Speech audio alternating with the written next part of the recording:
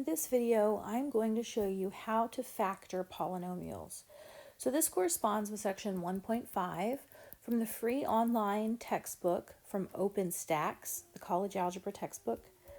So the first thing we're going to look at is factoring out a greatest common factor. So this is something you should look for every time you factor before you do any other method. You should look to see if there's a greatest common factor first.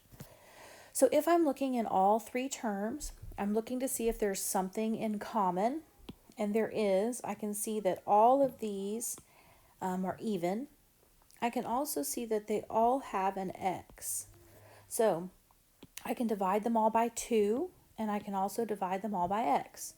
So 2x is the greatest common factor because that's the biggest thing I can pull out of all of them.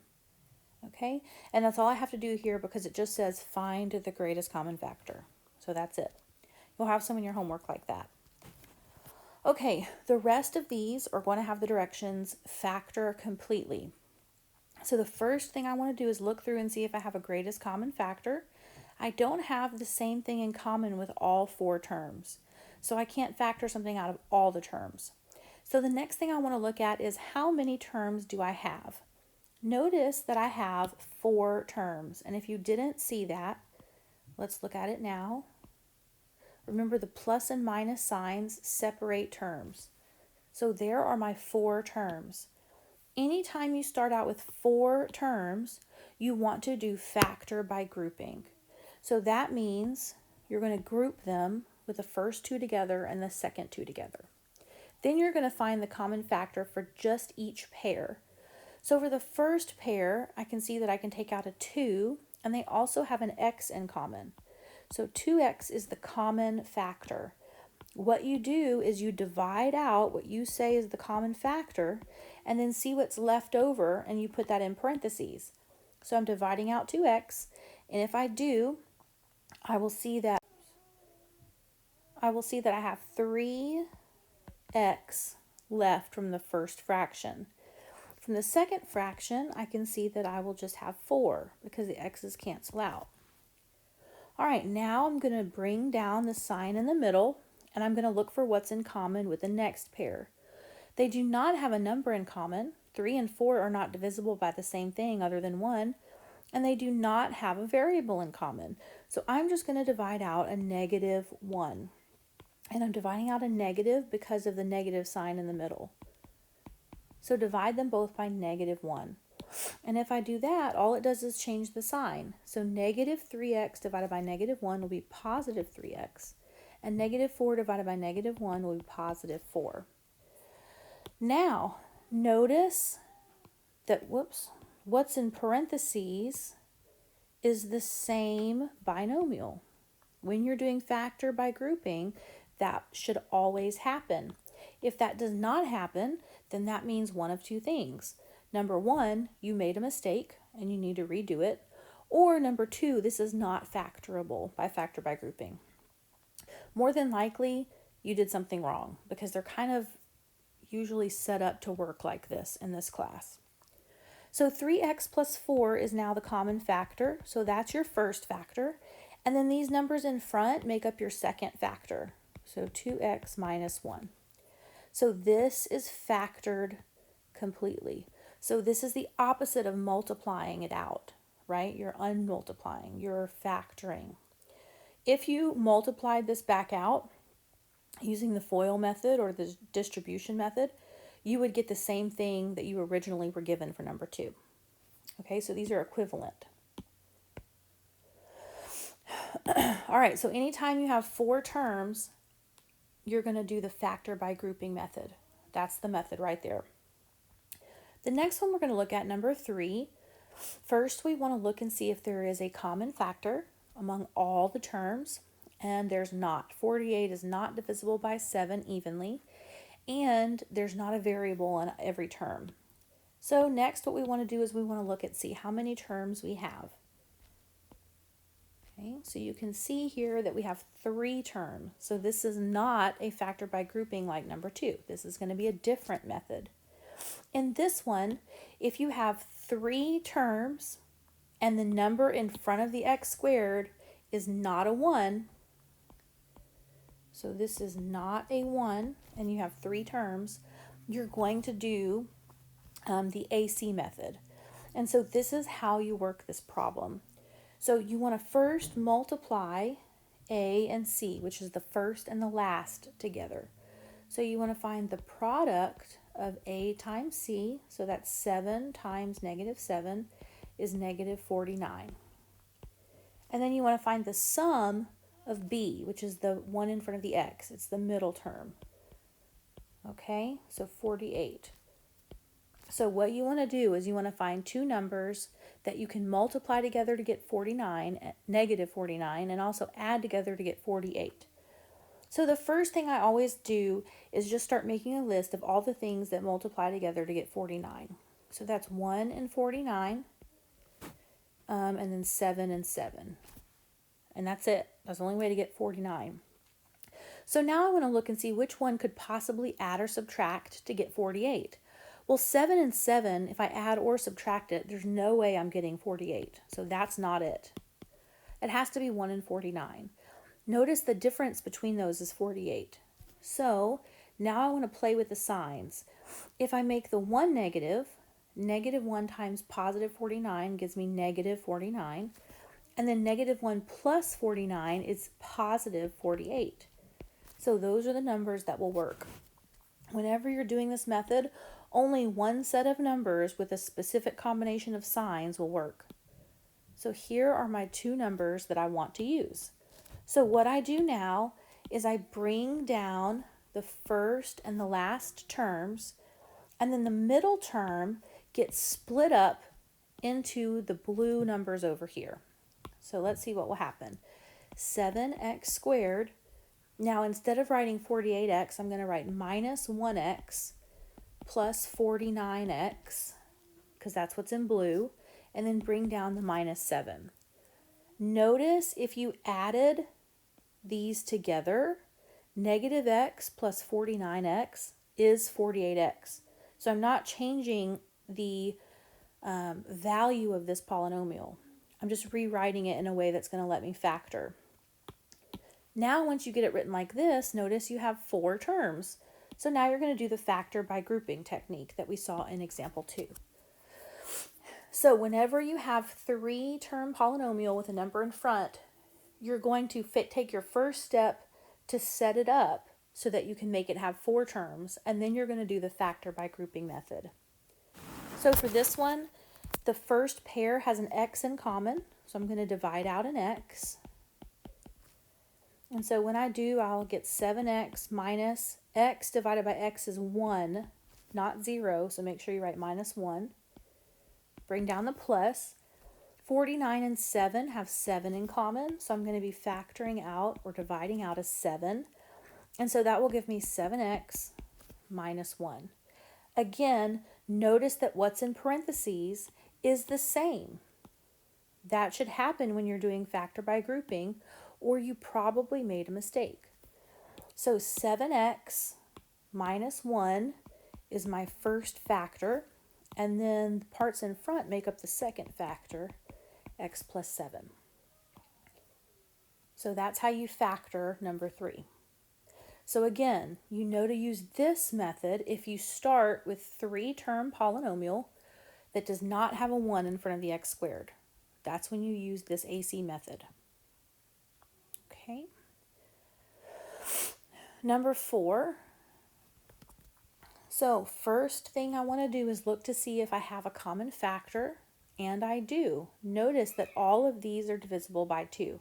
So the first thing I want to do is factor out a 2 from every term. Okay, so that's going to give me a 2n squared minus n minus 15 if I divide them all by 2. Now I want to try to factor what's in parentheses again.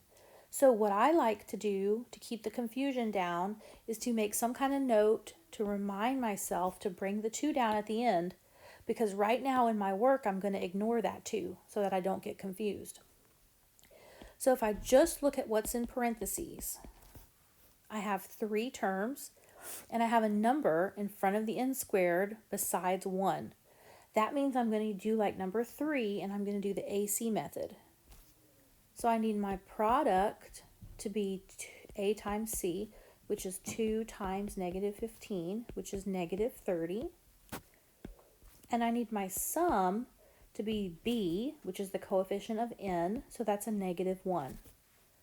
So if you're not sure, let's just start writing down all the factors of 30. So 1 times 30, 2 times 15, 3 times 10, 5 times 6. And now you just start looking to see which one could add or subtract to 1. And hopefully you can see that it's going to be this one, right? Now you just need to work with the signs.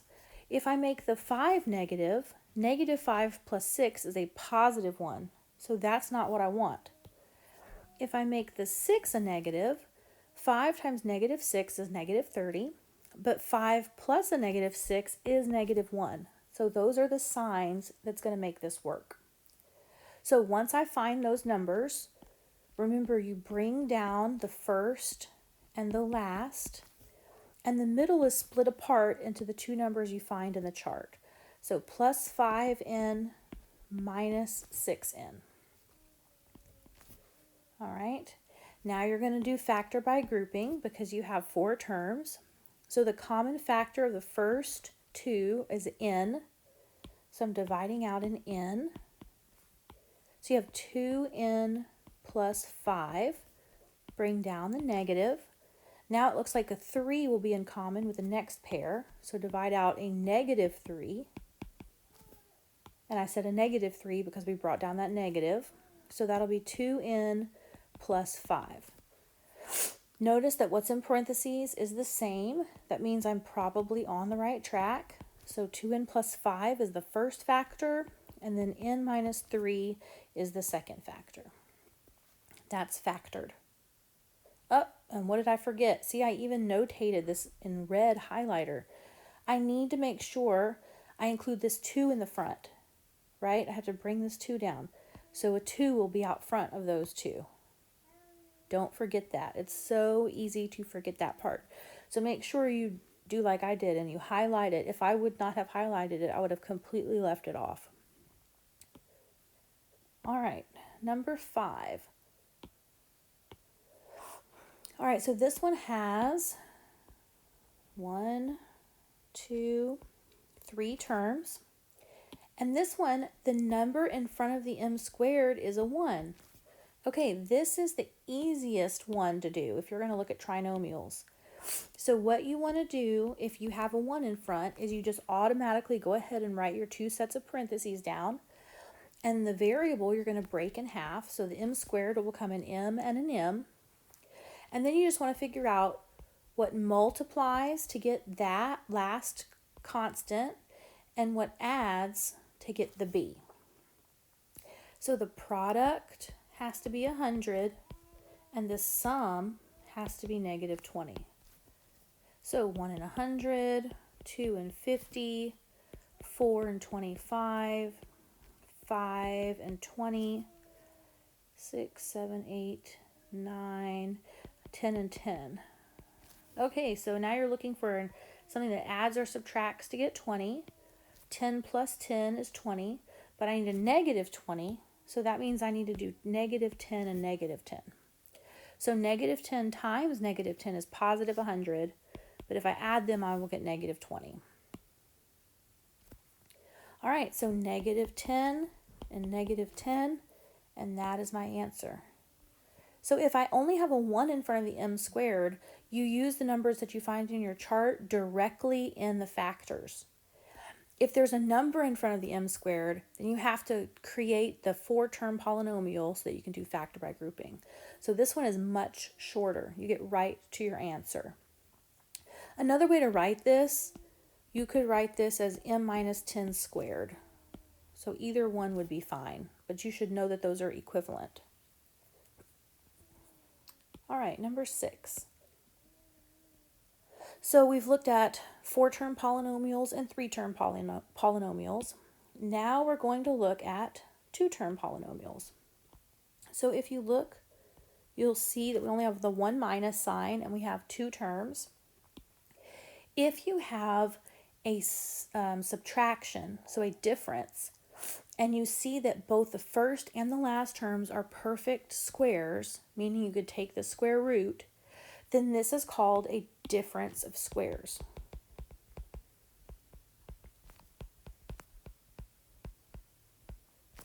So the way you recognize this is a difference is a minus, right? So that's the difference part. And then the squares means that each of these are perfect squares. So you could take the square root. So the square root of 4x squared would be 2x, and the square root of 9 would be 3. So for a difference of squares, you always put two sets of parentheses down, and then you're going to put the square roots down. So the square root of 4x squared is 2x, and the square root of 9 is 3. And then you're going to have different signs. So 1 plus and 1 minus. It doesn't matter which order you write it in. So you could have also put 2x minus 3 and 2x plus 3. The 2x's have to be first and the 3's have to be second. But the order of the plus and minus doesn't matter. Okay, so either of those would be fine. So that one, you have to just recognize that it's a difference of squares and know to use the square roots. Okay, and 1.5. We want to do, and this is a, oh no, it's not. Okay, this one, notice that it's not a difference, it's a sum. There are two terms, right? If it's a sum of squares,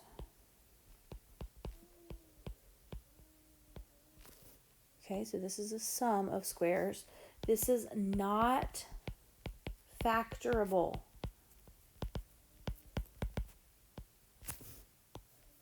Okay, this is like a trick question. People always think, oh, well, of course it's factorable, right?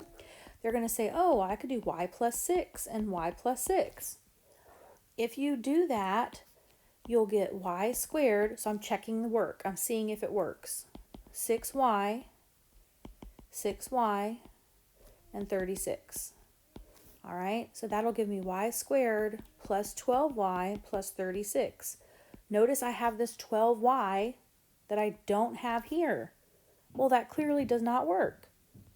Okay, so then I'll hear, oh, well, I could do that with, what about y minus 6 and y minus 6? Okay, so if I have that, I will get y squared minus 6y plus 36. So it's going to be y squared minus 12y plus 36. Again, I have this piece that's not in the original equation. So that does not work either. If you do 1 plus and 1 minus, you get y squared minus 6y plus 6y minus 36. So now the middle two will cancel like you need them to, but the sign is wrong. So there is no way to factor a sum of squares. So this is not factorable. Okay? Do not factor a sum of squares. You can't. Okay, so now we have number 8 and number 9. We still have two terms on each of these, but notice that they can't be a difference or sum of squares because the exponent is not a 2. Here the exponent is a 3. So this is a cube. So for number 8, this is a sum, because it's a plus, of cubes. Okay, and number 9 is a difference of cubes.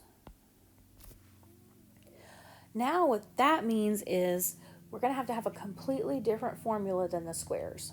The difference of squares is way easier than the sum or difference of cubes. So that's the first thing. Here is what you want to do first. You want to figure out what the cube root of each thing is. So the cube root of 216 is 6, and the cube root of x cubed is x. Here is how you want to do these. This method that I'm going to talk you through works for a difference or a sum of cubes. First, you want to put down a smaller set of parentheses. It's going to have two things that you're filling in. Then you want to put down a longer set of parentheses, and it's going to have three things you're filling in. Okay? How you fill these in is as follows. First, your signs. Your signs can be found with the acronym SOAP. So the same, the opposite, always positive. So the same, the first sign, so everywhere there's a space between blanks, a sign goes. So this is always the same. So if you start with a plus, it's the same, you get a plus here. The second one is opposite. If you start with a plus, then the opposite of that is a negative. And then this last one is always positive. That means it's a plus. Okay?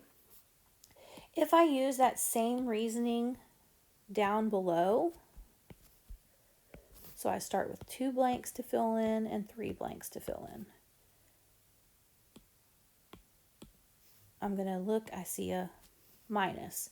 So the first sign is the same. So that means it's a negative because it's the same as what was given. The second sign is the opposite of what was given. So since I started with a minus, I'm going to have a plus here. And the third one is always positive. So I'm going to have a plus here. So again, I'm doing the same thing. This same thing works for a difference or a sum of cubes. So anytime you have something with cubes, you use this process. All right, now what you want to do is fill in your first 2 blanks. And you fill that in using the cube roots. So x and 6. Okay, because x is the cube root of x cubed and 6 is the cube root of 216. That means 6 times 6 times 6 is 216. Okay, down here I can do the same thing. So the cube root of 27 is 3, and the cube root of y cubed is y, and the cube root of 8 is 2. So you're just using the cube roots. Next, your last step is to fill in the last 3 blanks. And the way you do that is as follows. The first blank, you're going to square the first thing over here. So square that, which means x squared. So that's going to be x squared. This middle one comes in from finding the product of x and 6. So x times 6 is 6x. And then the last thing comes in from squaring the last thing. So that will be 6 squared, which is 36. And that is your answer. So here is your answer. That's the factored version of x cubed plus 216. The second parentheses will never factor again, so don't waste your time trying to do that. This is your answer. All right, if we go down and try to do number 9, so first we want to square the first thing. So that means 3y all squared. 3 squared is 9, and then y squared is y squared. Then we do the product, so 3y times 2, so you do the product ignoring the signs, so that's 6y. And then you want to square the last thing, so that'll be 2 squared, so that's 4. And that's your answer. Okay, so your answer, if you want to write it over here where it's not as jumbled up, 3y minus 2, 9y squared, plus 6y plus 4. So that is the process for factoring a sum or difference of cubes. So these are really going to take practice. All of these factoring problems are going to take practice. You need to make sure you practice a lot of these problems. So I would practice as many as you possibly can stomach from the chapter in the textbook, as well as your homework. But make sure you practice a lot of these.